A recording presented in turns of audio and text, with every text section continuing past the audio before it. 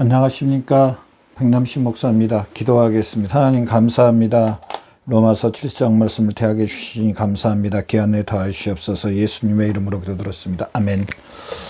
로마서 7장 4절 그리스도인의 정의라는 그리스도인의 정의, 그리스도인이란 어떤 사람인가? 라는 말씀입니다. 본문 말씀 먼저 한번 읽어봅시다. 로마서 7장 4절입니다. 그러므로 내 형제들아, 너희도 그리스도의 몸으로 말미암아 율법에 대해 죽음을 당하였으니 이는 다른 이 곧 죽은 자 가운데 살아나신 이에게 가서 우리가 하나님을 위하여 열매를 맺게 하려 함이라. 아멘. 오늘 이 로마서 7장 4절 말씀에 보면은요, 내 형제들아 너희도 그리스도의 몸으로만 율법에 대하여 죽음을 당하였으니, 자, 첫 번째가 율법에 대하여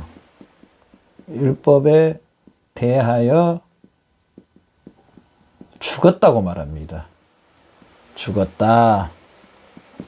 사도 바울은 로마에 있는 그리스도인들과 오늘 자나 여러분, 이 영상을 보는 자나 여러분, 우리 모든 그리스도인들에게 너희는 율법에 대하여서 죽었다고 말합니다.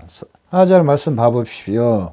그리스도의 몸으로 말미암아 율법에 대해 죽음을 당하였다. 그리스도의 몸으로 말미암아.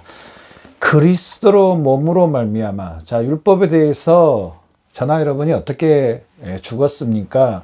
사실 이 율법은 제가 앞 시간에 말씀드렸던 것처럼 태어나자마자 우리는 율법의 종 안에서 태어납니다. 율법 아래에서, 율법 안에서 태어납니다. 모든 사람은 율법 안에서 태어나. 그래서 이 율법에 뭘 받냐면요, 율법에 심판을 받게 되어 있습니다. 그래서 이 율법을 통하여서 죄를 알게 되고 또 이 죄라는 것을 알려주고 이 죄에 대한 뭘 하냐면 심판을 합니다. 그래서 이 심판이 뭐냐? 사망입니다. 죄의 삭은 사망이라는 것처럼 사망입니다. 그런데 이 율법에 대해서 죽었다고 말합니다. 사도 바울은 로마에 있는 그리스도인뿐 아니라 저나 여러분에게 율법에 대해서 죽었다고 말합니다. 자, 그런데 이 4절 말씀을 다시 한번 들어봐요.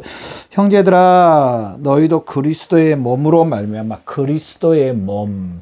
예수 그리스도가 나옵니다. 예수 그리스도.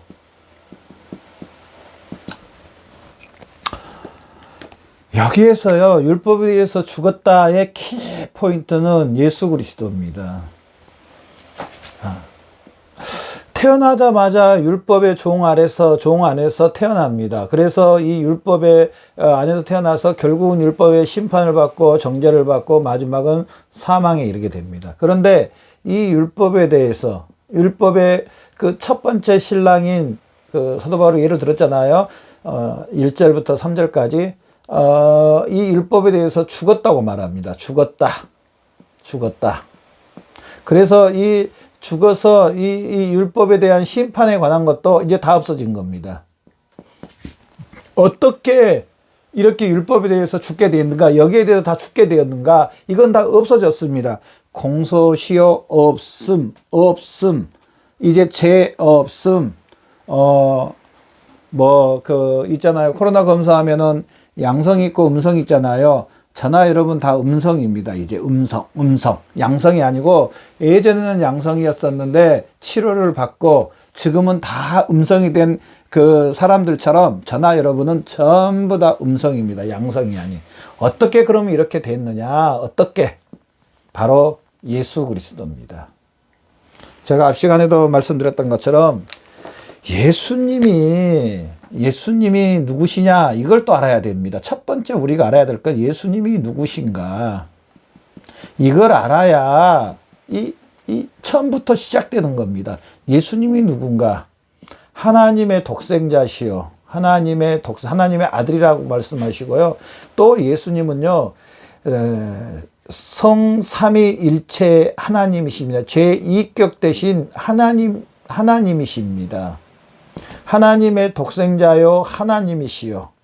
그 하나님이 하늘에 계시다가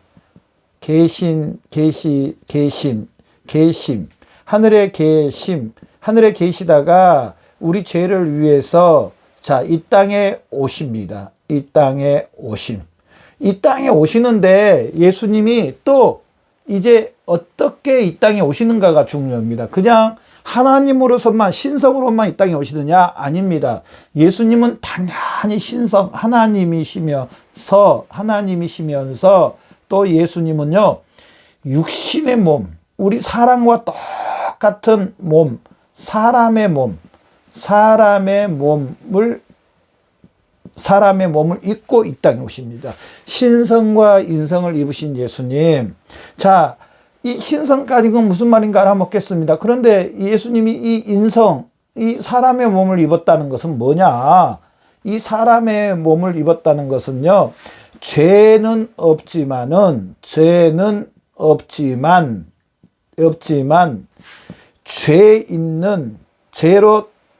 있는 몸, 그러니까 타락한 사람들의 몸을 갖고 몸을 입고 이 땅에 처녀 마리아의 그 태를 통하여서 이 땅에 성육신하십니다. 사람의 몸을 입고 직접 이 땅에 오십니다. 그래서 예수님의 신성과 인성. 그래서 예수님은요, 하나님도 그 안에 계시지만은 또 사람의 몸을 입고 입으셔서요, 사람들이 겪는 그 모든 것을 예수님이 겪습니다. 어떻게 겪느냐? 예수님이 피곤도 느끼시고요. 또 배고픔도 느끼시고요. 또 예수님이 마음 아프신 것도 느끼시고요. 또 예수님은 이 타락한 육체를 갖고 있으면서도 가장 중요한 율법을 완벽하게 순종하십니다. 완벽하게 율법을 지키심. 어떻게 예수님이 사람의 몸을 입고 있어도 사람들은 이 율법을 다 지키지 못하는데 어떻게 이 율법을 완벽하게 지킬 수가 있느냐? 신성 하나님이시기 때문에, 죄 없으신 하나님이시기 때문에, 또한 죄 있는 사람 몸을 입으신, 그래서 예수님은 이 율법을 완벽하게 지키셨습니다. 자, 율법에 대해서 율법에 대해서 죽었다고 하는데요. 율법의 첫 남편, 우리 영적으로 사도 바울이 이야기했잖아요. 1절부터 3절까지 율법의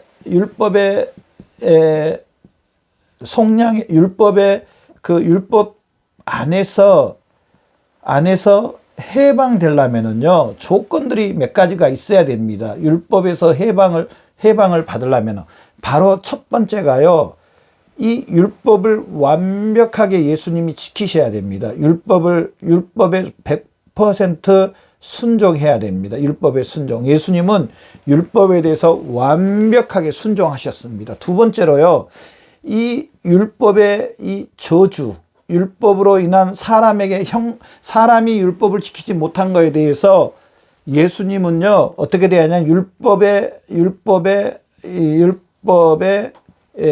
심판을 받아야 됩니다. 예수님은 예수님의 몸으로 실제로 십자가에서 바로 이 율법의 심판을 받으셨습니다. 그래서 이 율법 안에서 해방됐다고 말합니다. 어떻게 예수님이 율법에 완벽하게 순종하시고 율법에 대한 심판, 십자가에서 그 몸으로 율법의 정죄를 어디서 받느냐? 바로 십자가에서 받으십니다. 그래서 저나 여러분은요, 예수님이 이 율법에 순종하시고 율법의 심판을 십자가에 받은 이 사실을 제가 앞 시간에 말씀드렸던 것처럼 믿음으로 이제 저나 여러분의 것이 나의 것, 이제 율법의 순종하고 율법을 완성해드리는 이제 율법에 대해서 죽게 됐고 율법의 이 속량에서 저나 여러분은 이제 해방됐다는 사실입니다. 율법 안에서 해방됐습니다. 저나 여러분. 그래서 이제 저나 여러분은 이제 이 7장 4절 말씀처럼 너희도 그리스도의 몸. 이제 저나 여러분이 두 번째로 어떤 사람들이 됐냐? 이 사실, 예수님이 해주신 이 사실을 믿음으로 그리스도의 몸이 됐다는 사실입니다. 그리스도의 몸이 되었다. 자, 머리는 누구십니까? 머리는 예수님이십니다. 예수님. 그리스도의 몸이 된 사람들이 바로 저나 여러분 그리스도인입니다. 그리스도인은 어떤 사람이라고요? 바로 예수님을 머리로 모시는 저나 여러분이 예수님의 몸인 이 사실을 믿는 사람. 그래서요, 그리스도인이란 뭘 믿는 사람이냐? 바로 예수님이 율법의 저주, 이 율법의 저주에서 죽으시고 죽음, 예수님이 부활하신 이 사실을 믿는 사람. 이 사실을 믿음으로 자, 이제 성령 하나님을 통해서 예수님과 연합된, 그래서 다시 말씀드리지만은 우리는 그리스도의 몸이 됐고 예수님은 우리의 머리가 됐습니다. 그래서 예수 그리스도와 영적으로 결혼한 한 몸이 된, 예수님이 머리요 우리는 몸이 된 한 몸, 예수님과 한 몸이 된 사람들이 바로 그리스도입니다. 저나 여러분은 지금 누구를 신랑으로 모시고 계십니까? 영적으로 예수님입니다. 또 저나 여러분의 머리는 누구십니까? 예수님이십니다. 저나 여러분의 주는 누구십니까? 예수님입니다. 저나 여러분은요, 저 오늘 새벽에도 그런 기도를 드렸는데요. 그리스도인이라 예수님의 피와 이제 한 피가 섞인, 예수님의 피가 섞인, 예수님의 피를 다 받아들인, 그 예수님의 피를 온몸에 수액을 받아들인, 그래서 우리 그리스도인이란 예수님의 피가 이제 활동하고 있고 예수님의 피가 우리 몸에 돌고 있습니다.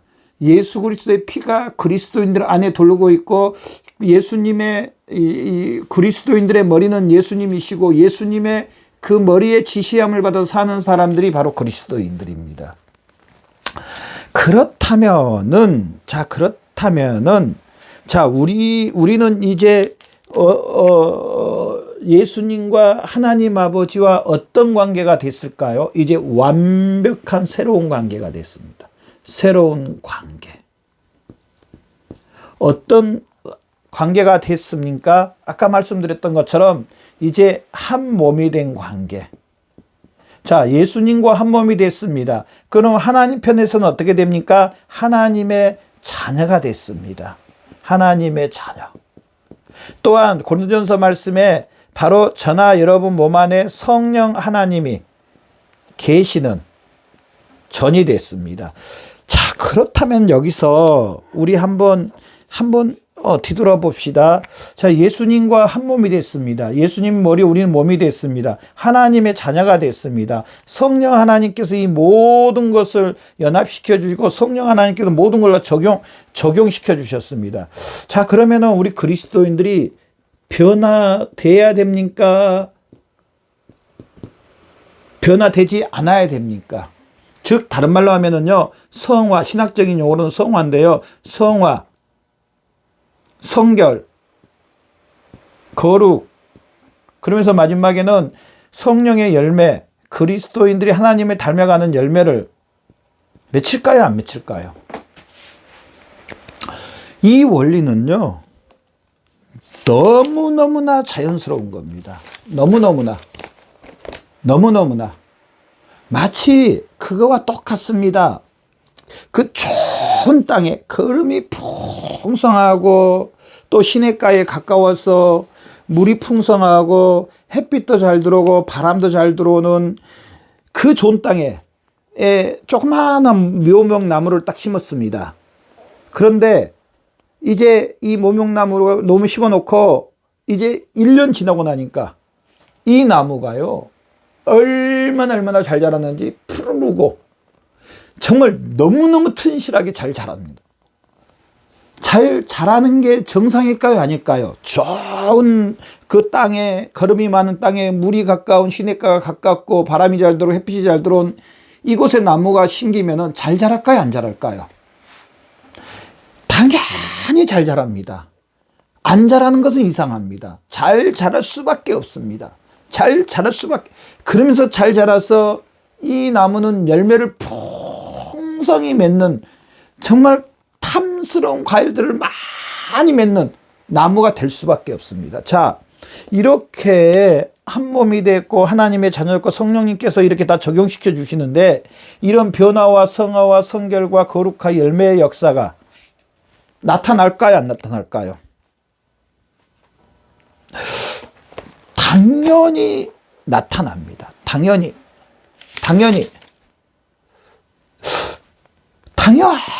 나타나야 맞습니다. 봐보십시오. 4절 다시 한번 읽어보십시오. 그러므로 내 형제들아 너희도 그리스도의 몸으로 말하며 율법에 대해 죽음을 당하였나니 이는 다르니 곧 죽은 자 가운데 사나신 이에게 가서 하나님을 위하여 열매를 맺게 함이라. 이제 우리 그리스도인들은요, 이렇게 한 몸이 돼서 열매를 맺혀서 누구께 영광? 하나님께 영광. 우리 그리스도인들의 삶이 이제 하나님의 영광을 위해서 하나님 아버지가 그 원하시는 뜻대로 저나 여러분은 살아야 된다는 사실입니다. 하나님 아버지가 기뻐하신 뜻대로 살아야 된다는 사실입니다. 하나님 아버지가 바라시는 뜻대로 살아야 된다는 사실입니다. 저나 여러분 얼마나 이렇게 살고 계시나요? 우리를 통해서, 저나 여러분을 통해서 얼마나 예수 그리스도와 함께 죽고 예수 그리스도와 함께 살아나서 얼마나 우리의 삶이 하나님을 영화롭게 해드리고 영광 올려드리는 그런 삶을 살고 계시는지요? 한번 우리 뒤돌아보시고, 만약에 우리의 삶이 하나님 아버지 앞에 영광 올려드리지 못하는 그런 삶을 살고 있다면 한번 점검을 받아봐야 됩니다. 내가 예수 그리스도에 대해서 지금 어떻게 믿고 있는가? 예수 그리스도와 함께 죽고 다시 살아나서 성령님을 통해서 예수 그리스도와 연합돼서 예수 그리스도의 피와 연합이 돼서 예수 그리스도의 피가 내 안에 흐르고 예수님이 나의 머리고 나는 예수 그리스도의 지체고 내가 하나님의 자녀서 하나님의 백성이 돼서 내 전인격이 하나님의 영광을 위해서 살고 있는지 한번 점검을 봐야 됩니다. 오늘 말씀을 통해서 저나 여러분 우리의 삶이 이렇게 열매 맺고 하나님께 영광 올려드리는 귀한 저와 여러분의 삶이 되시기를 바랍니다. 기도하겠습니다. 하나님 감사합니다. 오늘 말씀을 통하여서 우리를 통해서 하나님 앞에 영광 올려드리고 하나님을 영화롭게 드리는 귀한 삶 되게 해주시옵소서. 예수님의 이름으로 기도드렸습니다. 아멘.